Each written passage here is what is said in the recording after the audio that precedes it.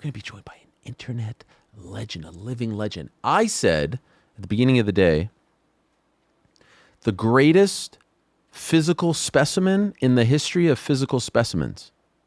I mean, this guy, I can't believe we're going to be in his presence. Is he going to be able to fit in this chair over here? It's a tight chair. I can't wait. He's got a small waist, I think. I mean, he's fit.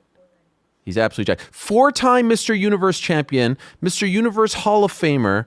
Was in everything from American Gladiators, played Titan in American Gladiators, model, content creator, YouTuber, actor, fitness coach, guru, martial arts enthusiast. He's one of a kind. I can't wait to meet Michael O'Hearn. Is he actually here? Is Michael O'Hearn actually here? I don't believe it. He is actually here. Wow. We made it. Unbelievable. What a great honor to meet you. Thank you. Thank you. This is amazing. Please have a seat. Michael O'Hearn. Mike or Michael? What do you prefer? Either. You are a specimen, my friend. This is amazing. You're too kind already. I can't believe we're actually... This is it, man. We're This here is it. in person. You want this off the table? Yeah, that's fine right here.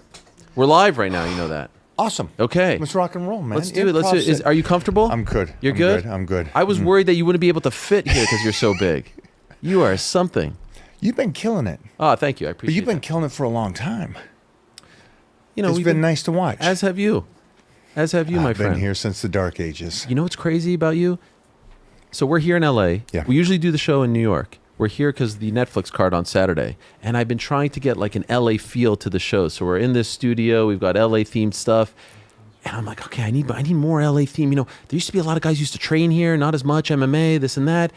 And there I am, Sunday morning, Instagram, you send me a video. Yeah. And I was like, holy shit, Michael O'Hearn. And then I asked you, I didn't even respond to what you sent me. And we'll get to what you sent me in a moment. I was like, wait a second, do you live in LA? Yes, you do. And now here you are. I feel like something was working in the stars here to bring us together. It's a bromance. It was just a hit. That's crazy, man. That is. Yeah, you're from Washington. Right. How long have you actually lived in LA for? Late 80s. Late 80s. Late 80s. So this is your spot. This is it. Got brought down by, remember Joe Weider? The creator of bodybuilding? I need to talk to you about Joe Weider. Montreal boy. I'm a Montreal boy. He's a Montreal legend, Joe Weider. Family. Everything in Montreal is Joe Weider. All the gyms. So you understand. Yes, I've heard you talk about it. Yeah, because he brought me to California. Tell me how. He saw me win all these men shows as a teenager, and I was winning powerlifting and bodybuilding shows, and he kind of discovered me and says, kid, I need you in California. And I'm sitting here going, whoa, okay, this is the guy that brought Arnold over.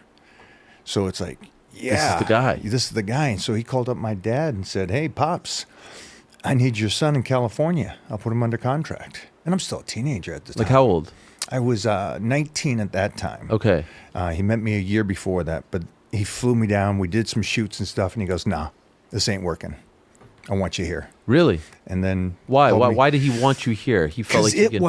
Remember, this is late 80s, 90s. This is the Mecca. It's California, where everybody wanted to come. It's the greatest place there is. This is bodybuilding. And he says, I want you here full-time, under contract, doing shoots and So you were like a Weider guy? Yeah. Is that what it was? Yeah. Okay. Yeah. And for him to sort of say, I want you, that's the greatest compliment, right? It's a twofold, too, because there was another compliment he gave me that kept me on the path I was already on. And it separated me from every other guy he had under contract. And so what was that? Well, I'll tell you the first thing. He called my dad because my dad was, I come from a family of 10, farm. Unbelievable. Yeah. So we're growing up, just farm boys, fighting all the time kind of thing, and training, wrestlers, powerlifting, sports, and then it's college. But he... Did you go to college? Well, here's the hiccup. Okay. So All-American football. So I'm getting scholarships and everything. And my dad was because he was a professor. Everybody goes to college, mostly in my era. Okay. And Joe called him and says, I need him here. This is the path. And my dad came to me and says, pack up, you're out of here. Wow. I'm like, Dad, but this is he goes, you're different, off to California. Wow. As a 19-year-old? Yeah. Were you nervous? I was, but the way my dad did it was, he came to me and he goes, finish up my talk with Joe. this is what I want you to do. You're different. You have this dream. I think you should go. And I said, all right. And he goes, well, I want you out here before Mom gets home Wow. to change your mind. Okay. We packed up the U-Haul and he had me out On the same day. on the same day. Come on. That was it. You didn't talk to your mom. No, not until I How'd got you to feel about that? California. Really? How Yeah. did she feel about that? I understood on the drive, and then she understood. You couldn't say bye to her. No, That's tough, man. Was she mad at your dad? no. If I told my son, hey, get out of here and drive, what was it, probably 6, 7, 8 hours, and you can't say bye to Mom, I don't know if she'd feel too good about that. 24, yeah, no, this was the right move for Really? this one. Wow. Yeah. So it was great. It was a great thing. And then when I got down there, I'm training Tom Plaz, Robbie Robinson, Arnold, Lou, Frigno, Oh my gosh, look at these names. and I'm the kid. And I grew up in a powerlifting gym. And so I'm stronger than everybody there, and training with these guys. And we go and do a photo shoot, cover shoot. And it's me and 4 other Mr. Olympias, competitors from the Mr. Olympia show. And he says, Mike, we're going to film you last. We're going to shoot you last. And I'm like, no sweat. Props to the guys that are there, respect. And at the end of the shoot, he goes, don't change what you're doing. Don't be like those guys. Keep doing what you're doing. This is what you love, and you have a niche. So continue your path like this. And that was like winning any title I could have ever have. Because you understand what Joe meant to the sport. Yeah. And Of to course. hear somebody like a father figure go, don't change. Don't go down this path. Don't go down this path. You're already on something. And this path is yours. And take it. Did you understand why he was telling you that at the time when you were that young? Not fully, but I understood later in life that was, first of all, I understood I loved more than anything, more than winning the Mr. Universe or the powerlifting or doing anything, I love the work. And so, well, this means I get to do the work that I'm already doing. I don't need to traumatize my body anymore. And then as the years go, I see that the longevity, because I started competing in 83, and it's what, 2026? Yes. And it's like, I'm still doing this. I'm still training with the strongest, not just strong men, but the strongest men in the world. I'm still on stage guest posing, and I'm like, God dang, it was the right choice for longevity and my career. When you're around those guys, like you mentioned names, Arnold, Lou, that's not intimidating for a kid. No, because I grew up around Jeff Magruder, Doyle Kennedy, and Doug Furness, who I thought was basic powerlifters. I didn't realize they were the greatest in the world. And so my ceiling, what I thought was normal, was these mutants. And so this 600-pound bench was, I can get like that, but I just don't want to be chubby. I want to be muscular and bench 6 was the idea, because I had that ignorant bliss of, I could possibly do this. I can definitely do this. So it was never intimidating. It's a weird thing, and I'm seeing it firsthand being a father now. Yes. I'm seeing it with my son. My house is like the UN. You got Big Show coming in. You got Billy Gunn coming in. You got football players, basketball, UFC fighters, all coming in. And we're either rolling on the mats. But my son sees Big Show, 7'1", 500 pounds, thinks nothing of it. Imagine the concept that he has around monsters. His ceiling is just like, and that's what I say my ceiling will be his floor. Wow. And so I see how he's growing up, where he's having fun doing judo or Brazilian or whatever he's doing. He's just like, this is normal. How old's he now? 7. 7. And I read that you got him into martial arts, like I think it was like 2 years old, wrestling. Started rolling first. Rolling first, jiu-jitsu. Did jiu-jitsu first, swimming at 3 months, and started with that. And then we went to jiu-jitsu, and we have him just doing all. And we have him mixing it up so there's no burnout on one. Okay. But it's like 2 days, Greco 2 days, wrestling 2 days. Why BJJ. Why so early? Why so early is because I don't want to build discipline, and I don't want to build passion. I want to create habits. And so And it's a cool thing too, because I love the study of the brain. He's created habits where he knows no different. He gets up, he trains with me for 15 minutes before going to school. Wow.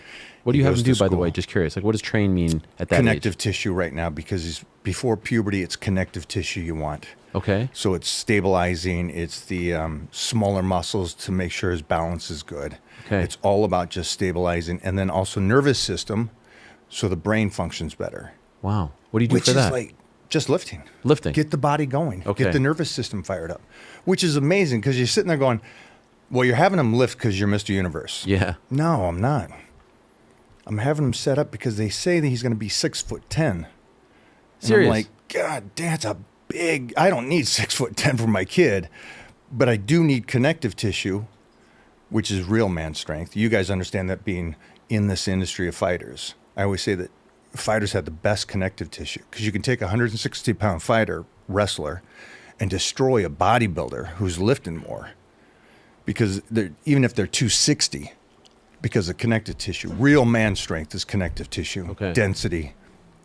So we're just having them train like that, a lot of stabilizing, holding weights, stuff like that.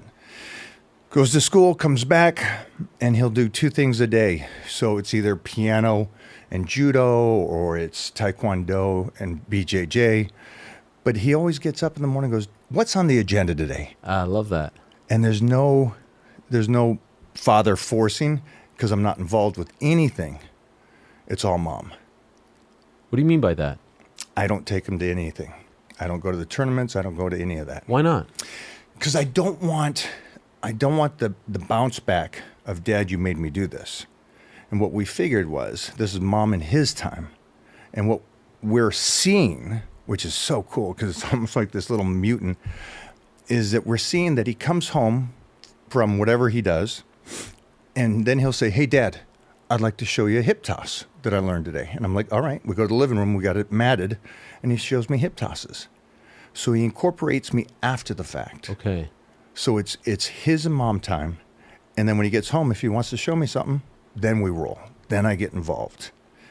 But when it goes to tournaments or anything like that, it's him and mom. Is there any part of you that's like, man, I want to see him compete? I do. So I do. Why are you, depriving yourself of that? Because right now it's just development. Okay. Will there It's come a just time where habit. you'll show up? Oh, yeah. When he goes, I'd like you there. But in the meantime, the creation of these habits is mind-blowing to me, because he's such a happy kid. He's just having fun with it. And the burnout, because there's no special kid. They all get burned out if they do this as much as he's doing it. Yeah. The burnout's too much, so I want to just go, create the habits, get athletic, be safe, be strong, and then whatever you decide. Do you want him to compete like you did? No. He loves piano. He loves piano. Whatever he does, I just want him to be a man and be able to protect himself. Of course. But if he says, I want to be the next Mr. Universe, I want to be a bodybuilder like you. Man, I'll beg him not to. Serious? Yeah. Why? Look what it did for you. Yeah, You've had a great life. but remember, I'm the guy that won Mr. Universe 4 times. 4 times. Also won the powerlifting 4 times. Also was doing martial arts at the same time. And because of all that, got American Gladiators in the 90s, battled them in the 2000s, Gladiators again in 2010. So it was like, I've done more athletic stuff than I ever did Mr. Universe or powerlifting. I've been an athlete longer than anything else. And for him to want to do something like bodybuilding or fight, I would rather, have fun, be creative. And again, I'm setting him up to do whatever he wants. Ultimately, if he says to you, this is what I want to do. Then I'm a father and I support him. Right. Big shoes to fill. I don't know, because I was just talking to Arnold's son, Joseph, who just competed. And I said, the coolest thing about Arnold Schwarzenegger's son, Joseph. Yeah. I said to Arnold, I think the coolest thing wasn't him competing. It was him making the decision. My dad is the greatest bodybuilder of all time, Arnold Schwarzenegger. And I'm going to get on a show and get up on stage. I'm sitting there going, think of the mindset of that kid. Because no matter what, you're not Arnold. Right. But he's like, I don't care what the world says. I'm going to do it because I want to do it. And I'm like, holy sheesh. I'm proud of you for that reason alone. Just being a 28-year-old kid, having that kind of confidence, going, I'm not going to let the world scare me away from doing something I want to do. And I hope my son kind of follows that path of going, I'm good with your shoes. I'm my own person. I'm doing my thing. Correct me if I'm wrong. For the longest time, you didn't want to have kids. 100%. You were a dog guy. Yeah. Still am a dog guy. You are. And it came late, 50. I was 50 when I had him. 50. How did you change your mind? Why did you change your mind? Baby mama. Okay. So Mr. Universe hooked up with Mrs. Universe. Yes. And had a little mutant. Are you married? No. Okay. But how long have you been together? 10 years. 10 years. And did she say... So she didn't want kids. So we hooked up going, hey, you know what? Let's have fun. Let's train. Let's kind of hang out. Yeah. And next thing you know, we got like 3 years into it. And we both looked at each other and said, you know what? Old dog, new tricks. Wow. Which was, I'm so glad because, as you go through life, the 20-year-old me thought I knew everything. The 30-year-old goes, wow, you're an idiot. And the 50-year-old is the same thing. I finally got to 50, and I am a dog guy. If anybody knows me, they know that's front runner. When I got to 50, we said, yeah, let's do this. And now, 7 years in, I'm sitting there going, wow, I was pretty stupid before. You regret not having a son earlier, a child earlier? No. No. Why? There's something amazing about being an old father and still able to tussle. Of course. Because that's the big thing. I get the idea that, well, you're old, so you're not going to be here to see it a lot. That's not how life works. I know 25-year-olds that have kids and then dead 2 years later.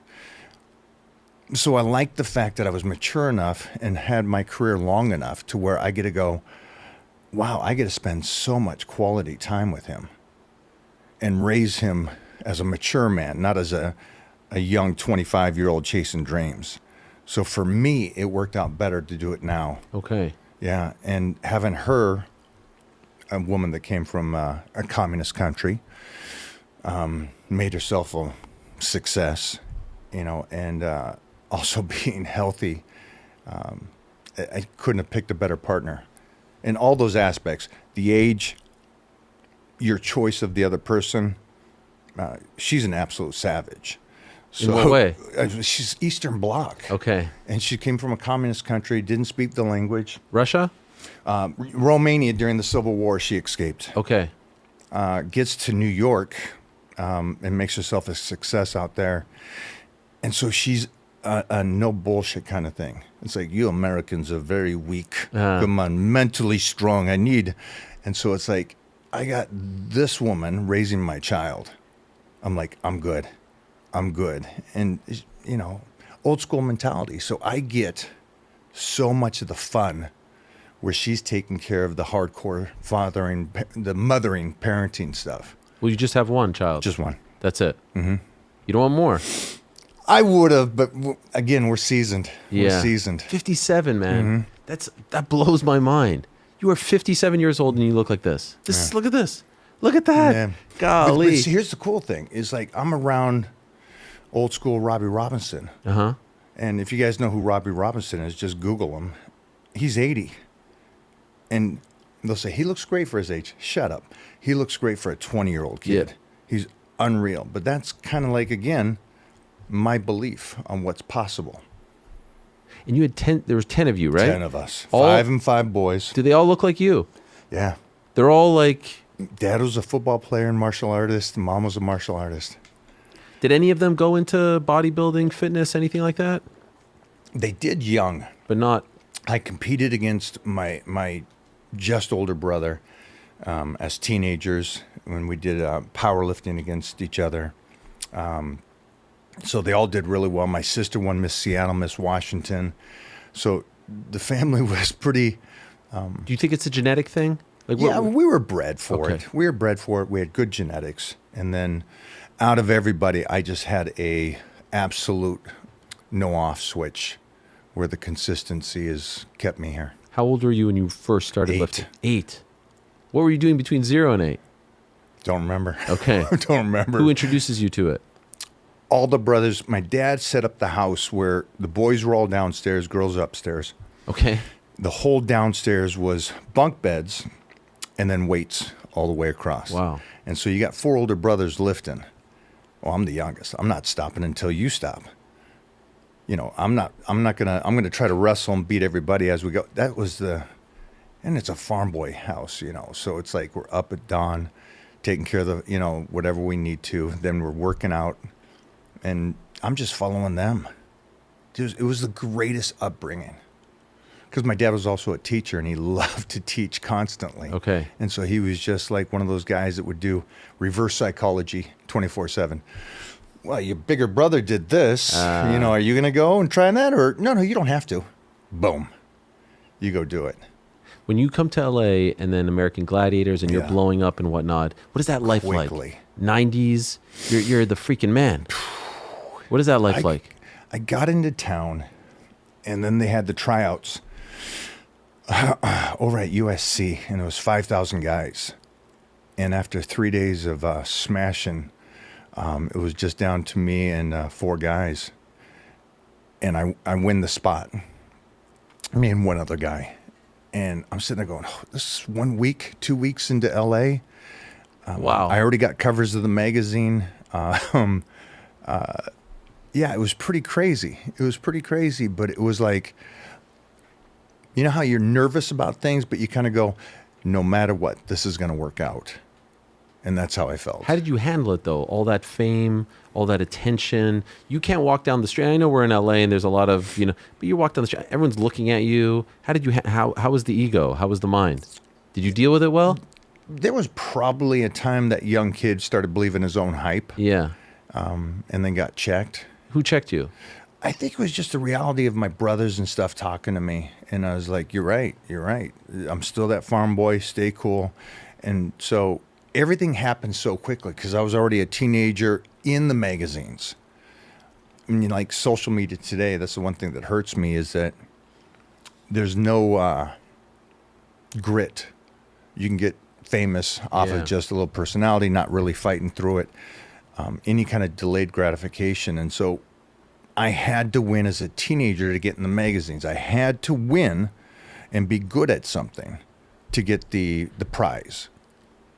And I would like to show my son the same thing. And so for me, when my brothers, which is a great going, hey, don't go this route.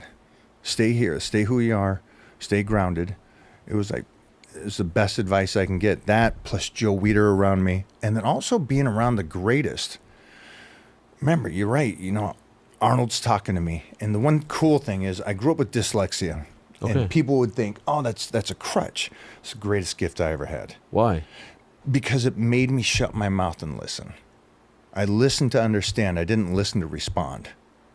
And I think that was the coolest thing growing up, especially because my dad was a teacher. You know, it was like, ooh, something's off. So let me stay on the outside. Let me be this lone wolf and do things my way and just listen and pay attention.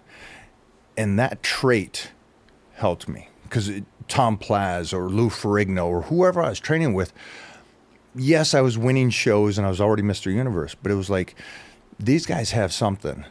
I need to pick up the best things that they're giving. And so it just kept my mouth shut in a sense and just to listen. And so that was a gift. Instead of if I could read and write, then you're just kind of normal. But as soon as you feel like you're the odd cat, there's a blessing to that. I used to love those early days of American Gladiators. We'd come home from school, watch them. I remember there was a guy, I think his name was Two Scoops. Oh, yeah. And he was front tuck up and over. Yes, and he was kind of like a legend, and he kept winning and doing his thing. I was like, this guy, because you guys were larger than life, and he was an athlete, obviously, but didn't look like you, and so you were rooting for him to succeed. What do you like when you think back on those days? Is there a memory or two that comes to mind about how great it was? Because the remake was good, but it wasn't quite the same, right? Yeah, no, you're hitting it. You're killing that because I love the original because of Nitro and Dan Clark, who I just, again, I listened and I watched the lead team. And so I'm a 20-year-old going, okay, pay attention. These guys here's your starting team. Pay attention to what they're doing right, what they're doing wrong. And they gave us good competitors to go against. And you always, if somebody is good, it brings the best out of you. When they cater to you and go, oh, I like this guy. He's got a good personality. Let's put him on the show. That's what the later shows were doing. That's the reboot. They were like, hey, be a little gentle on this guy. And I'm like, wait a minute. This is like, let's go to town on this. Yeah, of course. And so the original, the greatest thing about it was freaking phenomenal contestants. And all the gladiators were athletes.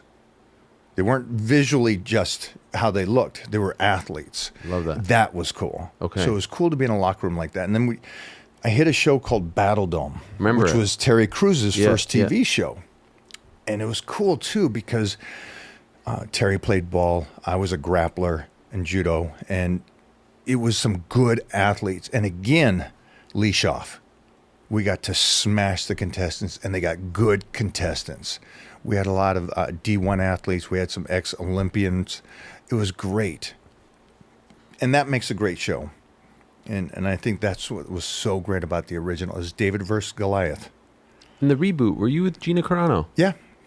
Yeah. Are you going to go to the That fight was- on Saturday? I am going to see that. You are? Yeah. Yeah. She was great. She was so, it's amazing because she was so shy. I was just going to say that word.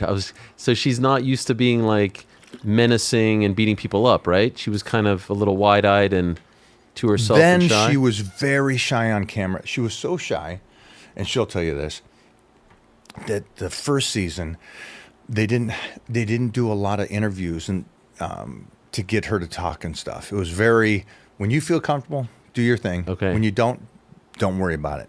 Because they knew they had something with her. And so she was so shy, they were like, we're just going to work with you.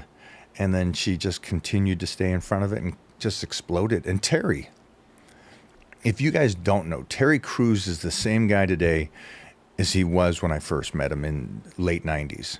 He's a hard worker. And one of the coolest things about him and Rebecca, his wife, is because the kids were all back in the locker rooms between the fights. Okay.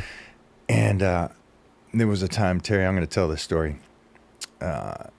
He and I were the leads for that show because we were the most athletic guys.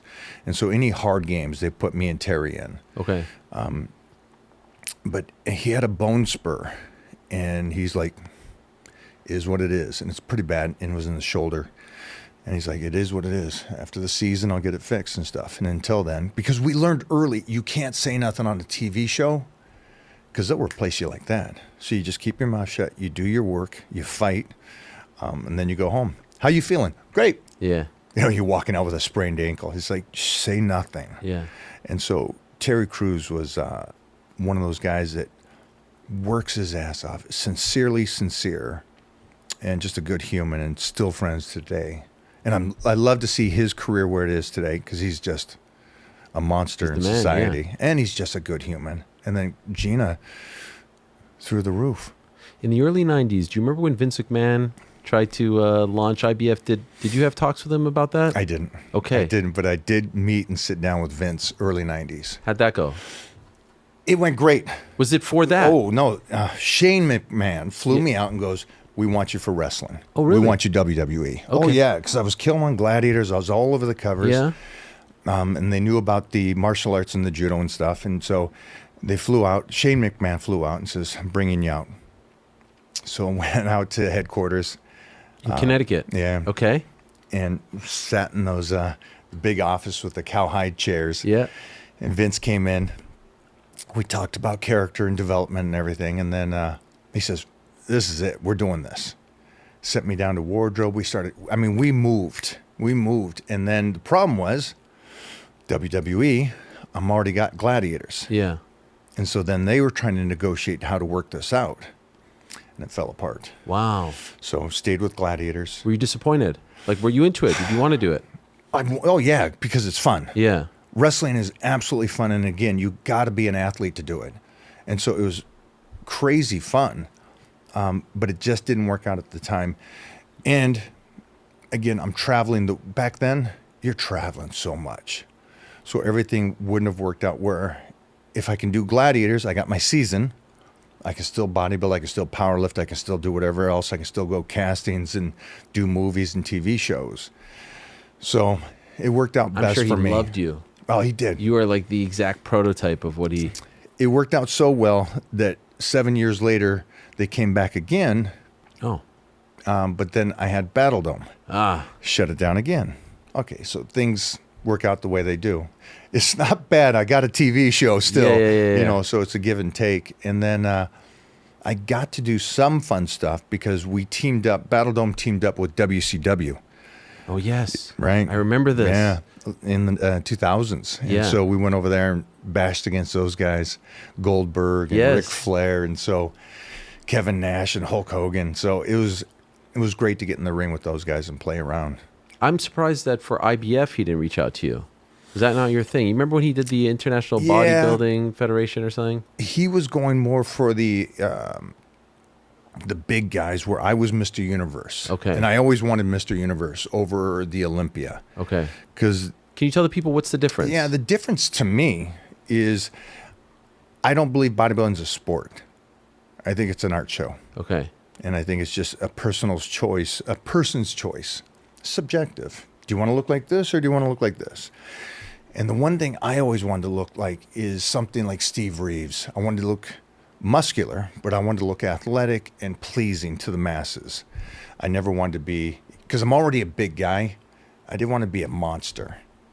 I just didn't find it appealing to me. And so my structure is Mr. Universe. And that's why I won it 4 times. It was pleasing. It was complete. It was big, but it wasn't ridiculous. Okay.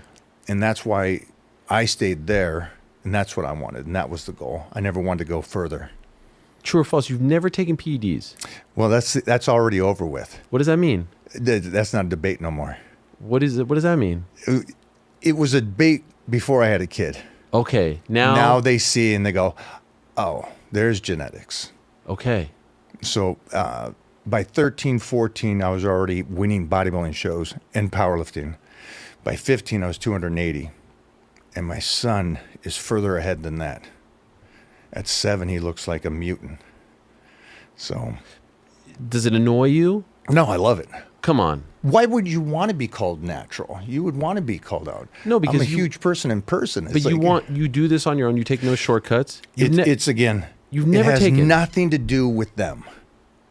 My choices for my entire powerlifting, bodybuilding, or anything has been, I love the work.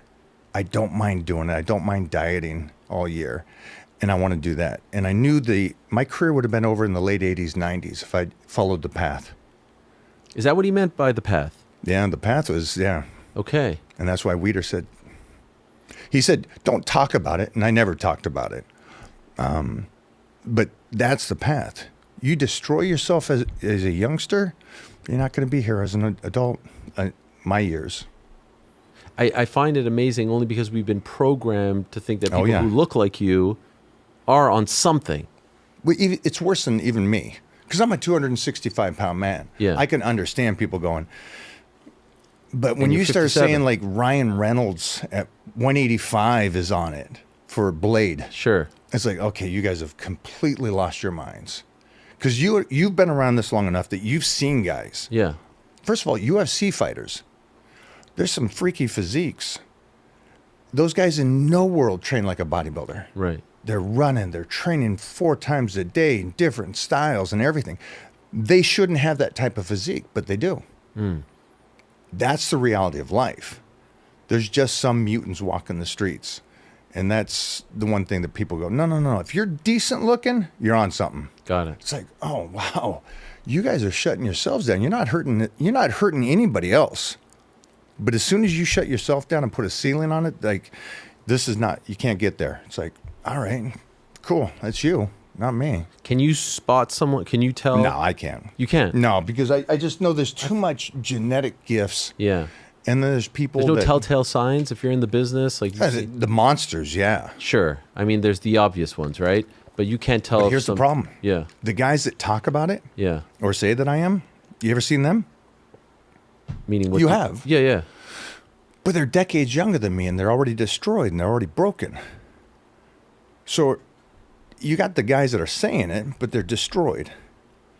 I started 20 years before them, and I'm after 20 years. Yeah. It's like, are you telling me that steroids are great for you? They'll keep you injury-free. They'll keep you youthful. They won't hurt you? Because all I've heard is if you do it, it's a bad thing. And then, so it's like they got to make their minds up. It's the guys that talk about it look like shit now. And they only lasted 5 or 6 years. Mr. Universe, do they test? Yeah. Oh, wow. Okay. Yeah. That's the problem. I've been tested more than anybody because I had to be tested in my teenage years. And then Gladiators is a game show. So you're tested. All my powerlifting, all my bodybuilding was tested, but I also did both divisions. So I'd always do the natural show or the bodybuilding show and then follow it up with a drug show. Why? Compete against them. And beat them. And More often than Mr. not, California. Right? And that's the cool thing. It was like, again, it's not about the titles and stuff. The titles are cool, but it was about competing, going against somebody. And it's like, oh, that's kind of a fire. It's like, I know you got an edge. I'm still going to beat you. That to me was fire for me. You've never had a coach who was like, or someone. Oh no! When I won the universe the 4th time, it was great.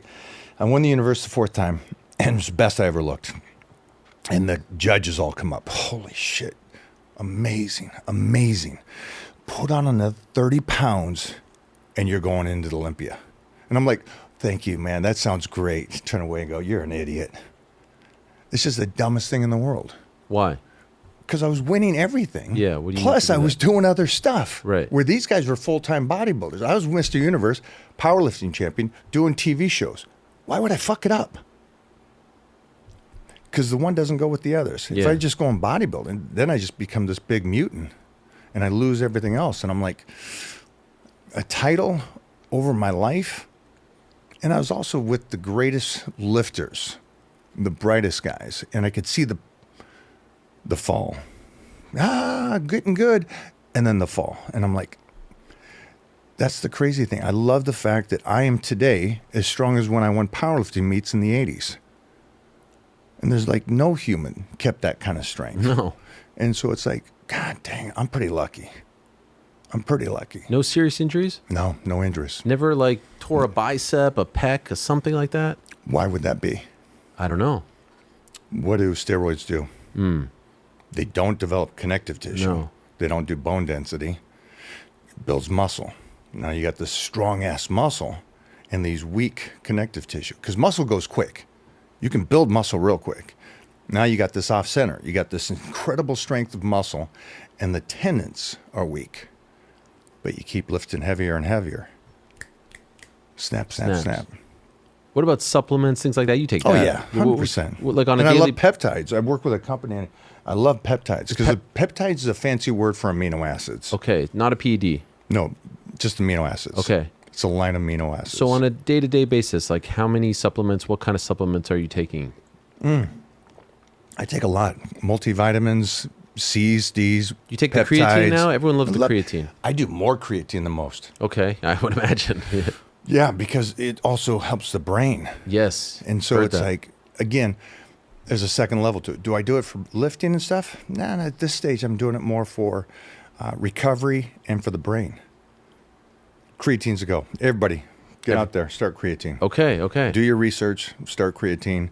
Peptides too. Peptides What are you having are for great. breakfast? Like, what's your typical breakfast? I'm dieting right now. Why? So it's nasty. Why? I'm getting sliced. I set another project in 3 weeks. What's that? I just, we're going back to finish up a movie I'm doing called Impressionable. Okay. And we were just filming in London, and we're going back to London to finish it up, Okay. which is a great movie. So when you're not dieting, what are you... Oh, breakfast would be ground beef, 8 ounces, like either a cup of rice or a cup of oatmeal, and then throughout the whole day. How much protein do you have throughout the day? I'm at 360 grams. Wow. Yeah. That is unbelievable. Yeah, I'm an eater, Golly. and I don't run away from food. What does that mean? Well, the fads that come in and go, you know, hey, go fasting, go do this, go 8 hours, go all. You don't do that? No, food is Intermittent? medicine. No, Food is medicine. I'm constant feeding. Cheat days?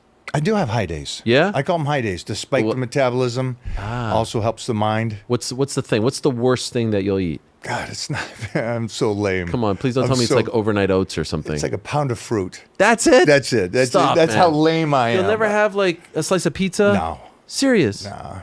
I know it's lame. It's lame. Like So non-dairy ice cream or something? no. Really? Fruits. My girl's a great cook because God she went bless. to New York when she got out of Romania, and after a few years, she started a steakhouse. Okay. In Manhattan, and so she's not just the owner of it, but she was a great cook, and so she cooks anything and everything. No dessert? Nah, no dessert. No sugar? No. The only sugar is in that fruit probably. Yeah. What kind of fruit? Yeah, just all of it, mixed fruit. You're going to tell me like cantaloupe, like the least sweet one, right? No, I'm strawberries and grapes. And stuff. Yeah, watermelon? Too much sugar in that. Come on. I know some people who have watermelon. They say it's like a great diet. It is great. Yeah. It's great. It's just not mine. That's not your thing. That's not my thing. Golly. But it is food. How come you sell those shirts? Like, I saw some of your shirts on your store. Are you just like smart ass poking? shirts? Yes, I am. You're poking fun. Yeah. Like these ones. F your dad bod. Don't bully me. I'll come. Your mom. Yep. Top natty. Why are you doing that? You're leaning into the trolls. Oh, 100%. See, I'm raised in a different time. If you're not, and I love steroids. There it is. it's so much more fun to play into this and let it go. I got 4 older brothers. You know, you have any idea what it's like to grow up on a farm like that? It's like, if you can't talk smack or take it, it's just that old school mentality. So I like leaning into it. Can we talk about this? Baby, don't hurt me. Baby, don't hurt me. Come on, man. That thing blew up. That blew up, right? I've never had someone do that in front of me. It's Sorry about unbelievable, that. this guy. Okay, tell me, how did this start? The memes are unbelievable. When I told my guys in the back that you were coming on today, they were like, I've used more of his memes than anything that, like one of our guys, Connor, is like the meme king, I call him. And he's always using you. You know this, obviously. People love using the... How did this start? Started overseas on TikTok years back now. It's like it's still going. Yeah, Look there at you this. go, right? Look at you over here. Where is this? Where is this? That was, where was that? How's it possible? Yeah. Silly. Can I just ask you a question? Yeah. Like, how do you, I mean, how old are you here in that video? Probably 50 right there. That was probably, How do you just not have like women throwing themselves at you all day long? Like, how does your partner deal with this? Look at you. You're a specimen. She's zero. She's like, No jealousy? no. But how do you deal with that? I think it's funny. You think it's funny? Yeah. Yeah, look at you. Yeah. You're like He-Man. Yeah. But I realize I'm an old cat. You're not an old cat. I'm You getting look like you're DMs. 20. I'm getting all kind of DMs. What kind of DMs? I share it with my friends. What I do give they it to my say? boys. Here you go, guys. What do they say? I don't know. I don't know. I take the 5th. It's a tough life. Yeah. So this starts with, who started it? Overseas, started on TikTok. The world did. Yeah, and then it just caught And you leaned on, into it. And then I leaned into it because it's hilarious. It's absolutely hilarious. What is the key? Like, if I wanted to do a version of this, what would be the key? What do I have to do? What do I... I guess just give them that Mog the camera. Mog I guess. the Is that camera. what the kids are saying? Mogging the Yeah, it's camera. like you're like- just Can you give us one on the spot? What's a Mog? me. Yeah. Oh my God. Wait. Which one is he looking at? Look at this one. Look at this one. Holy shit. I feel it. Oh my God. Done. That's it. I felt it in here. Should I try? Oh heck yeah! Wait, what'd you do there? Just a little chin. Just give it to him. Dang. Oh, you just all right. What's the crew say? What does everybody What do you say? guys say? Everybody's liking it. Fuck, it ruins it. They're I just liking looked it. at myself after looking at you, and I felt like such a loser. I felt like with the glasses and the big nose, and I'm pale. I've got the little tan on. Yeah. Golly. We're going. And so you lean into it now. You sell the merch and everything. Sell the merch, have fun with it, and it's great too because it gets the youth. I see It's you. good You're to everywhere you. on It's TikTok. like, Everyone loves it. The kids love it.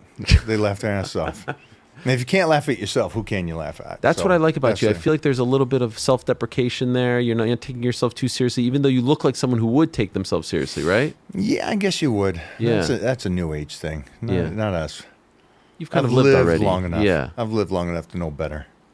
When's the last time you competed? 90s. 90s. 2000. Okay. No need to do, like, is there any sort of like, hey, I'm going to come and be there as a 60-year-old and beat all you guys? Absolutely not. No? There's no desire. The coolest thing now is we're finishing up Atticus Rome, which I'm a champion boxer. Film. Don Fry's in it. Sick. The Predator. I brought down Gary Goodridge to walk out with me. Love it. And so we're finishing that up. Then the movie in London, Impressionable, which I think is great because I play two characters. And it's all about the leadership that we have today for these kids. Because the one character is a very arrogant guy. My main character that I play. Very arrogant, very opinionated. This is the way it is. F off if you don't like it. Then I play the young kid's imaginary friend, who's the same guy, but in a different kind of mentality. I'm supporting him. And so the two characters I think is great because the one is the youthful, trying to tell him he doesn't have to be this way. Okay. And so I think it's a great kids movie. I love it. When's that come out? Next year. Okay. And then Atticus Rome comes out the end of this year. Okay. Which is a fun boxing movie. And so allow me to go back to how I started this. You send me the Sean Strickland video.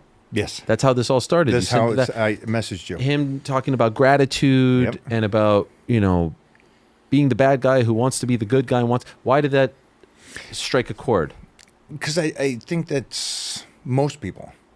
I think most people are trying to do, and he's very, he's out there. He says what he feels and stuff. And I just thought it was a cool, deep moment for other people to look at it. And also, I like that I'm around these monsters. Yeah.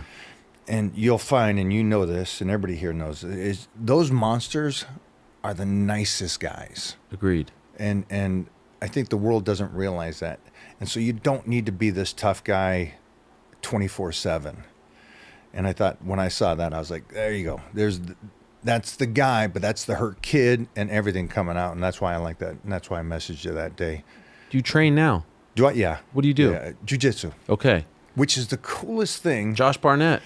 It's my boy. That's pretty. All the guys are my guys. Yeah. Buffer's my neighbor, but Jean-Jacques Machado, all these guys. I've been lucky because of the industry I'm in. I'm around all of them, and then I help. And I'm a big advocate of martial arts and supporter. So it's like Boss Rutan and all these guys at George St. Pierre. So I'm around all these guys. But I started jiu-jitsu, which was the coolest thing. This is for everybody out there. Mm-hmm. Starting anything new as a white belt in your older years is a badass thing.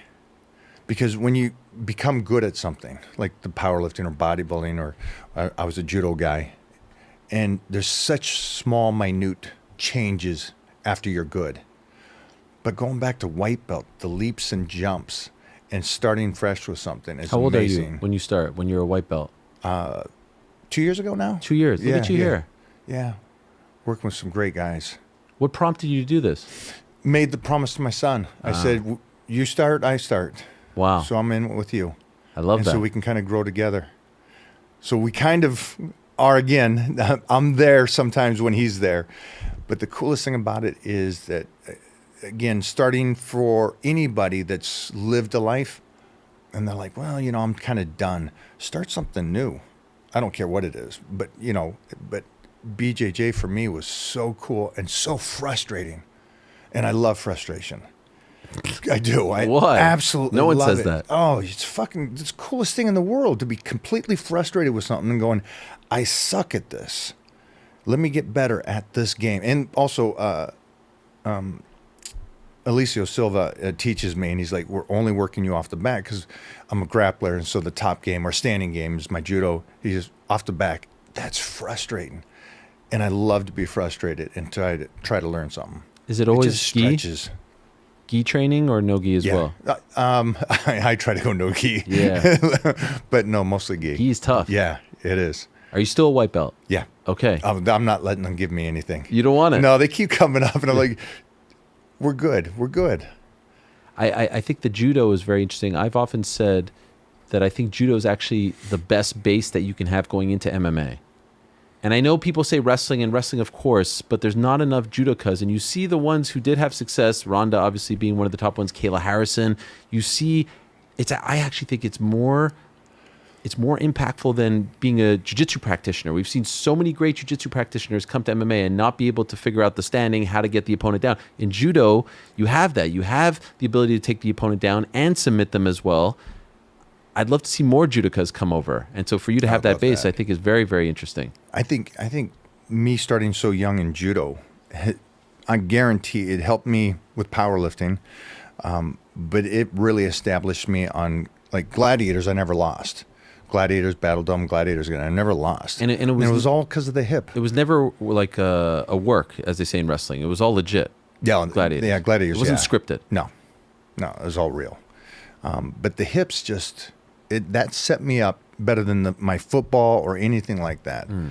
The judo helped me more than anything, and kept me safe more than anything else. It also just keeps you safe. In what way? Because you know how to take the bump. You know how to get, you're mid-air. You're still coming out safe.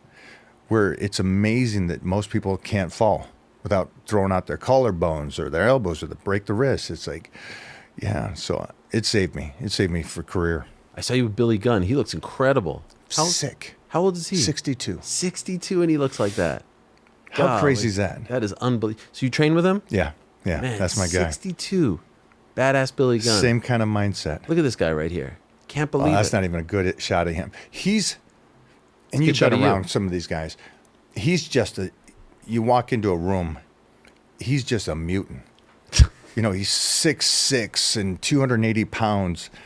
And, the hands, you can kind of tell there. Yeah. But these boys in wrestling, Big Show. Yeah. I'm like, wow, they're just a different size human. It's great. I saw you in the front row at AEW, a little thing there. Mm-hmm. Were they trying to get you to do? Yeah. And what happened? It just didn't work out. Okay. Yeah. It's always that big thing hanging in the air. The wrestling's still hanging there. It's crazy. I can still get out there and roll. I saw a video of Francis. Francis is fighting this weekend, Francis Ngannou. And he was, I think, what is this, a deadlift that he was doing? I wanted to ask you, because one thing about working out online, people critique everything. Oh, yeah. And I'm not asking you to be that guy, but I'm sure everyone comes to you and be like, your form here is wrong. Do we have the Francis thing? Let me see that. Okay, just 1 second. Then we're going to show it to Mike here. And this is amazing. I know you have to go pick up your son, so I'm going to let you go in a moment as well. Much respect to you. Do we have it? Yeah, here's Francis. So he's squatting more than 3 heavyweights, 810 pounds. How is it? Well, this is crazy. What is that, a belt squat?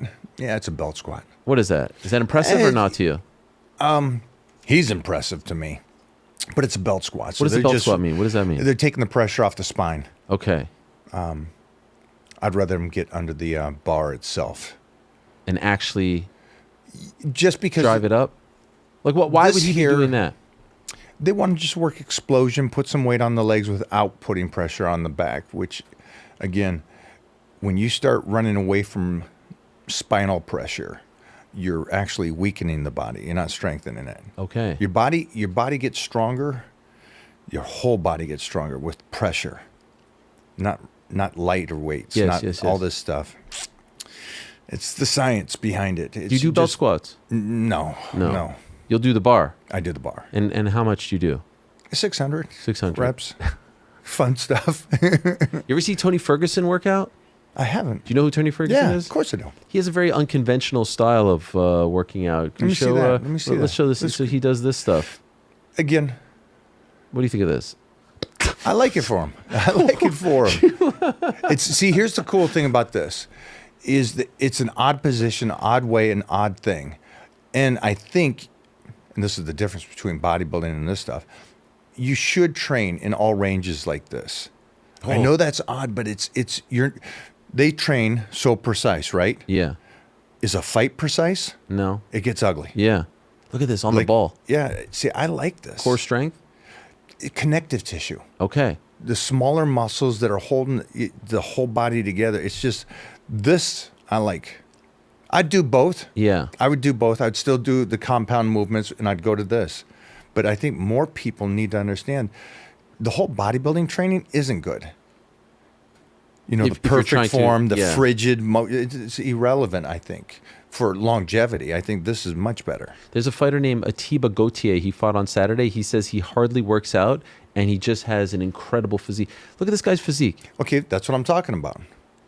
Tell So me. you got a guy right there. Yeah. He runs cardiovascular. He goes and punches for an hour and a half, boxing. He's grappling. He's doing all these things. And the world of fitness, the small minds of the health and fitness would go, oh, that guy's on something. Yeah. That guy's the pinnacle of not. He doesn't train like it. He does everything to lose muscle. He's overtraining, which UFC fighters or MMA fighters have to overtrain. It just goes with the territory. There's too much to do. Your body's not recovering. Right. So they shouldn't have physiques like that to the normal person. But this is what I'm talking about. These guys are out there. They're walking around, and he probably doesn't even eat that well, and he still looks that way. Did anyone ever offer you a fight? Like I that- just got offered something. You did? I just got offered Come something. on. Yeah, because of this, man, I hate that I don't know his name. Some big promoter. Called you out? No. He wants me to do a fight, like a Boxing? celebrity fight. Yeah, Boxing? yeah. Against who? I said, do a grappling, do an MMA thing. I'll do that. Who's it against? I'll get the names. I don't. My team got it, and my team Was it Eddie are Hall? all young. Not Eddie Hall. I was just with Eddie. Because he's been fighting. No, but this was like the promoter that puts on these fights. He's Okay. like, I need to get you in the ring. I need to get you lined up with somebody. Are you interested? Yeah, Okay. yeah. Not Man, a boxing, but something more. I wish I knew who the opponent Yeah, was. I know. My whole team goes, this guy's huge. He's famous. He's putting all these fights on. Did you know who he was? I didn't. Okay. So are you considering something? Yeah, Wow. yeah. I want to be there when you do this.